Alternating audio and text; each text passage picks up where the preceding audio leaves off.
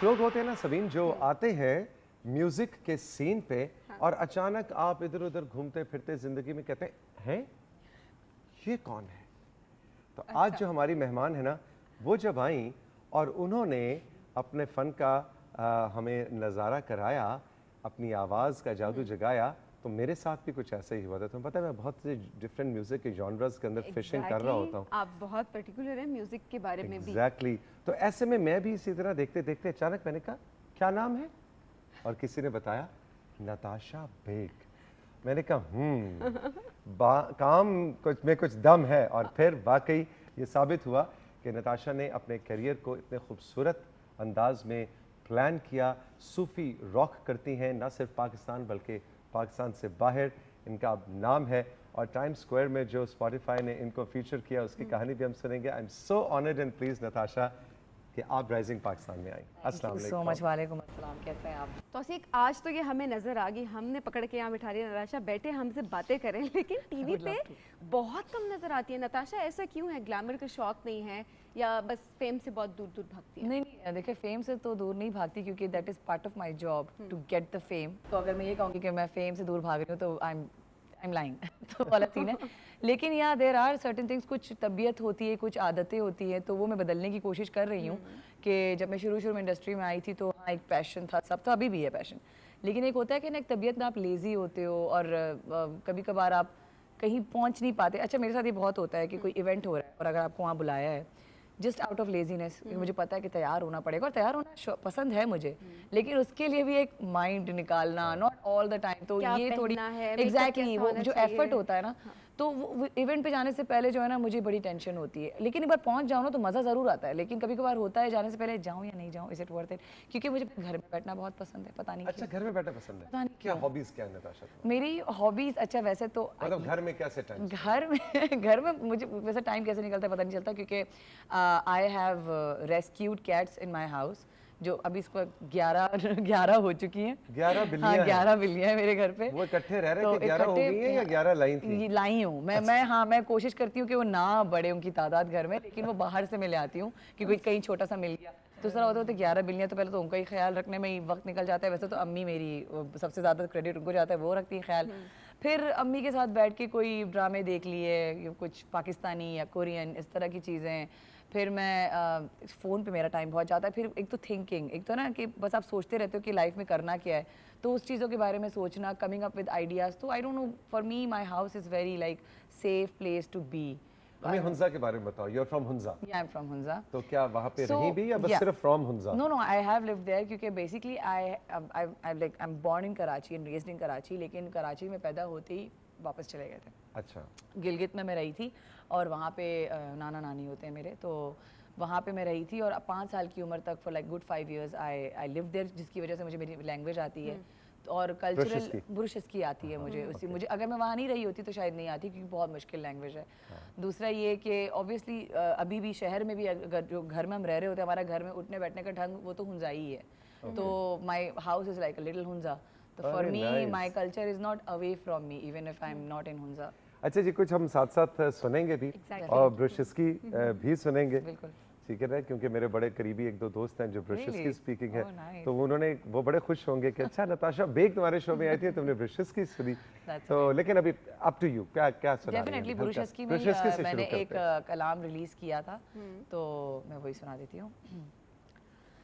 या मौला या मौला उन नूर बा मौला, या मौला या मौला जलाल बा मौला, या मौला या मौला उन हक बजा मौला, या मौला या मौला करम मनिश मौला अल तो दुनिया तिंग शशाबा या अली उन हमेश मुश्किल कुशाबा या अली चश्माए नूरे हुदा मौला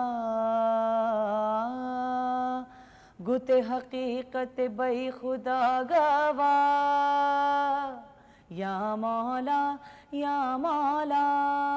उन नूर नूर बा मौला या मौला या मौला, जलाल बा मौला या मौला। वाह वाह वाह। क्या बात है, और इतनी खूबसूरत आवाज, जितना कम नजर आती हैं खूबसूरत गाती हैं उतना ही कम गाती हैं, इसकी क्या वजह है? अच्छा, कम गाना किसको बोलते हैं? मतलब मैंने कि मतलब एक मेरा होता है ना ख्याल कि एक सॉन्ग के बाद सॉन्ग एक आ हाँ, रहा अच्छा, है, हाँ, again, ये again। वैसे उस आपने लिहाज सही से। नोटिस किया है कि there are singers who keep on singing. Exactly. पता नहीं वो भी क्योंकि मेरी प्रेजेंस रखनी होती है presence जी, हर रखनी कुछ अरसे होती के है। बाद कुछ पर है। मुझे लगता है कि अच्छा, वैसे अगर आप कंटेंट वाइज कहें तो I have a lot of content, क्योंकि मैंने अपनी 2 एल्बम्स रिलीज की हुई हैं। बट हाँ, wherever I go and set, मैं नहीं प्रेफर करती कि बार बार गाना, क्योंकि मुझे होता है कि एक चीज़ जो आपके पास है उसको आप बार बार अवेलेबल करते हो ना, तो उसकी कदर कम हो जाती है।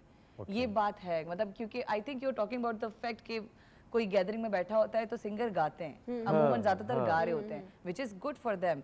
बट फॉर मी आई, मतलब मुझे होता है कि जब कोई मुझे कहेगा मैं बिल्कुल गाऊंगी, लेकिन मैं ऐसे ही अचानक से नहीं शुरू हो जाऊंगी कि देखो मैं यहाँ सिंगर बैठी हूँ, मेरी आवाज़ सुनो, ये मैं नहीं करती।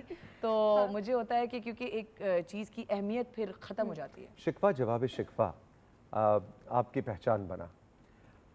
क्या उसका जो कॉन्सेप्ट, उसका जो इंटेलेक्चुअल लेवल के ऊपर उस कलाम को समझना, उस पे कितना वक्त लगा था? बहुत मुश्किल था, बहुत मुश्किल था। और अभी भी मैं नहीं मानती कि मतलब वो कलाम करके भी मैं उसको समझ पाई हूँ उस तरह से, क्योंकि ऑब्वियसली, और जब ये कलाम मुझे दिया गया था मैं बहुत परेशान थी कि मैंने बोला ये तो लोगों के सर के ऊपर से निकल जाएगा, ये तो पहले तो मुझे खुद, और जाहिर सी बात है खुद करना था तो स्टडी भी करना ज़रूरी था, तो मैंने दिन रात लगा दिया उस पर, क्योंकि एक बहुत बड़ी जिम्मेदारी थी, बहुत बड़े शख्सियत का नाम और उनका काम था, और डेब्यू भी मेरे साथ था।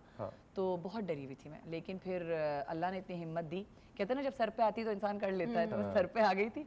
तो दिन रात लगाया, उसके अल्फाजों पे मेहनत की, उसके अल्फाजों के बोलते हैं ना कि मीनिंग जानने की कोशिश की, और उससे कनेक्ट करने की कोशिश की, तो छोटी मोटी कोशिश की है। कुछ इनायत हो जाए। ओहो, व्हाई नॉट। क्यों ज़ियाकार बनूं, सूद फरामोश रहूं, फिक्र फरदा न करूं, महव गमे दोष रहूं। क्यों मैं ज़ियाकार बनूं, सूद फरामोश रहूं, फिक्र फरदा न करूं, महव गमे दोष रहूं। नाले बुलबुल के सुनूं, नाले बुलबुल के सुनूं, और हमतन घोष रहूं। हम नवा मैं भी कोई गुल हूँ कि खामोश रहूं। जुरता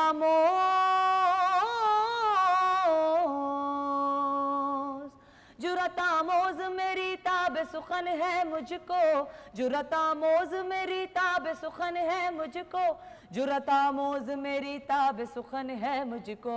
शिकवा अल्लाह से खाकम बदहन है मुझको, शिकवा अल्लाह से खाकम बदहन है मुझको, शिकवा अल्लाह से खाकम बदहन है मुझको, शिकवा अल्लाह से खाकम बदहन है मुझको। वाह वाह वाह, वेरी इम्पैक्टफुल है ना सवीन? एग्जैक्टली। मज़ेदार। नताशा कितनी प्रैक्टिस करती है रोज, इतनी अच्छी आवाज को मेंटेन रखने के लिए? मुझे मतलब ऑब्वियसली प्रैक्टिस हर इंसान को करनी चाहिए, जो भी उसका आर्ट होता है। ये कि मैंने लाइफ में कोई फॉर्मल ट्रेनिंग नहीं ली, तो मेरा ये मानना है, और ये बात मानने की भी नहीं, it's a very obvious thing, it's God gifted.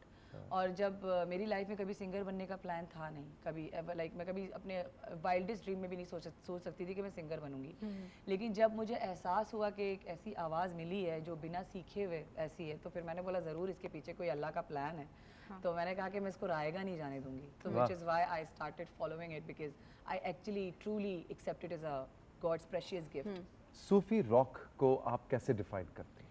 Sufi rock is like you know कि वो म्यूज़िक जिसमें जो है आप एक डिवाइन और स्पिरिचुअलिटी और डिवाइन फैक्टर की बात करते हैं, but in a form of rock, तो उसमें एलिमेंट रॉक का आ जाता है। जो तो एलिमेंट जब रॉक का आ जाता है तो उससे क्या होता है कि वो यूथ बेस्ड हो जाता है, क्योंकि हमारी यंगस्टर जो है वो एक एनर्जेटिक और बहुत ही ज़्यादा बोलते हैं ना कि एक रॉक की जो फील है दैट्स टुवर्ड्स यूथ, तो मुझे उस तरह से रेलेवेंट भी रहना है। और दूसरा ये कि आई पर्सनली लव रॉक, और मैं जुनून इंस्पायर्ड हूँ, oh right. So which is why. और मैंने देखा कि not most of the girls are inclined towards Sufi rock. Mostly guys are doing it. So which is why I was like, I really need to do this, man. And I enjoy it. I really enjoy it. अच्छा जी, time square New York Yeah. में आपको feature किया गया Spotify की तरफ से, वो क्या मोमेंट थी? यकीन आ गया था? वो अभी भी यकीन करें, मुझे ऐसा लगता है कि ख्वाब तो नहीं है, क्योंकि अभी भी, क्योंकि खुद तो जाके देखा नहीं ना फिजिकली मैंने, तस्वीरों में लोगों ने देखा, तस्वीरें भेजी। आई नो, बट ये कि it's real man. I mean मैंने कभी never in my wildest dream again, मैंने नहीं सोचा था कि एक न्यूयॉर्क पे जाके एक बिलबोर्ड लगेगा। और स्पॉटिफाई का मैं जितना मतलब शुक्र अदा करूँ उतना कम है कि उन्होंने इतनी इज्जत दी। और मतलब हम मोस्टली जो पाकिस्तान की विमेन है उनको अपलिफ्ट किया और उनके काम को हदीका का भी सराहाया। था, exactly, Hadiqa Kiani was there. Even I was so happy कि नाजिया हसन को featured। एग्जैक्टली। तो फॉर मी, और जब इन नामों के साथ जब मैं फीचर हुई तो मैंने बोला कि अल्लाह इतनी औकात है, तो मुझे बहुत अच्छा लगा। मतलब ये सब अल्लाह की दी हुई इज्जत है। अब नया म्यूजिक कैसे क्रिएट कर रही हो? लाइक व्हाट आर So, कोई स्टूडियो है जिसमें जाके जैमिंग करती हो? या तुम्हारा कोई आई हैव म्यूजिशियन माय है? ओन अच्छा, स्टूडियो ओके। इन कराची, लाल सीरीज नाम है। और वहाँ पे सिर्फ मेरा म्यूज़िक नहीं बनता, वहाँ पे और आर्टिस्ट लोगों का म्यूज़िक बनता है। मेरी कोशिश होती है कि नया टैलेंट आए। और दूसरा ये कि वहीं पे यहाँ अपने स्टूडियो में बैठकर ही, अभी रिसेंटली मैंने अपनी दूसरी एल्बम रिलीज़ की है जो कि वापस अल्लामा इकबाल पर ही ट्रिब्यूट है। खिरत नाम है एल्बम का। उसमें 9 गाने हमने अल्लामा इकबाल की पोइट्री ली है उसमें, और वो वाली पोइट्री यूज़ की है जो कभी यूज़ नहीं हुई, जिसमें वजूद जन से है तस्वीर कायनात में रंग, हमने उसको भी कंपोज किया।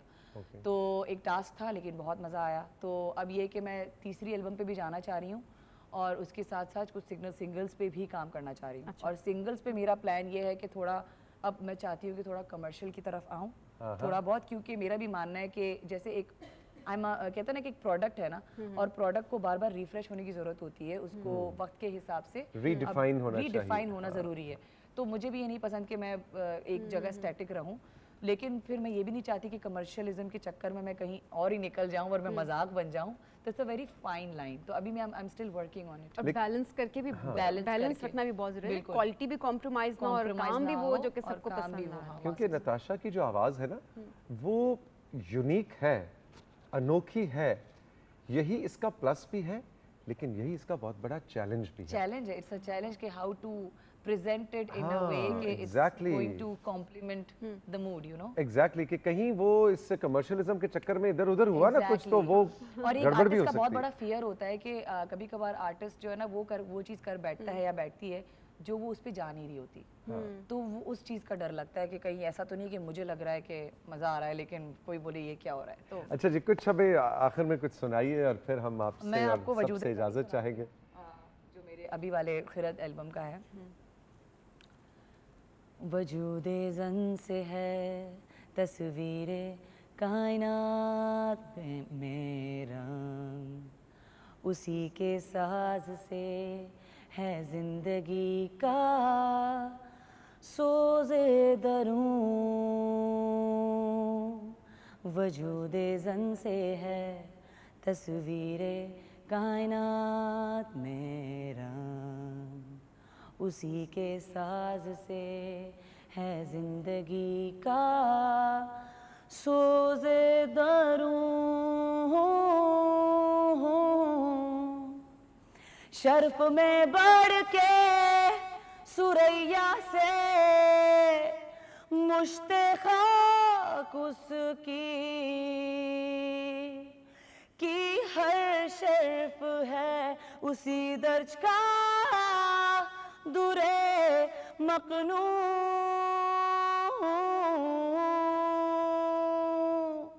वजूदे ज़न से है तस्वीरे कायनात मेरा, उसी के साज से है जिंदगी का सोज़े दरूं।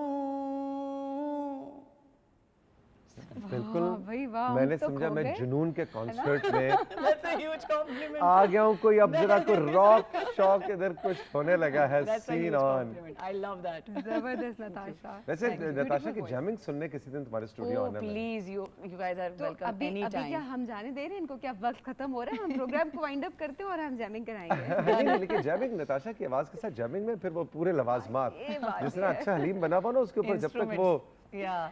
गार्निशिंग उसकी ना हो तो वो मजा नहीं You आता। guys are welcome anytime. आप लोग जरूर बिल्कुल, स्टूडियो Done, आइएगा। done. Natasha, thank you very much for Thank taking you out so time much for Rising having me. Pakistan. I had a great time. I watch your show. बहुत अच्छा लगता है मुझे शो और आज मुझे खुशी है कि मैं खुद यहाँ बैठी हूँ आपके साथ। Thank you so much. Thank you Thank you so so much. much. जी सबीन, बड़ा मजा आया। नताशा की बातें हमने बिल्कुल आप जी। तक पहुंचाई साथियों तक। एग्जैक्टली आपने भी बताना है आपको नताशा से आप क्या सुनना चाहते हैं। अब आप ये जो कहती है ना, मैं बहुत आप चाहते हैं कि ज़्यादा से ज़्यादा गाएं, क्या गाएं, सूफी से हट के गाएं या सूफी में कोई चेंज लाना बहुत चाहते हैं तो आप कमर्शियल हमें म्यूजिक बताएंगे। में आ जाएं। एग्जैक्टली क्या फिल्मों में गाएं, क्या करें, आप हमें बताएं। हम तो ये तक फीडबैक messages आप हमें पहुंचाएं। देंगे, मैसेज तो हम नताशा तक ये मैसेज पहुंचाएंगे। अपना ख्याल रखिएगा जी, अल्लाह हाफ़िज़।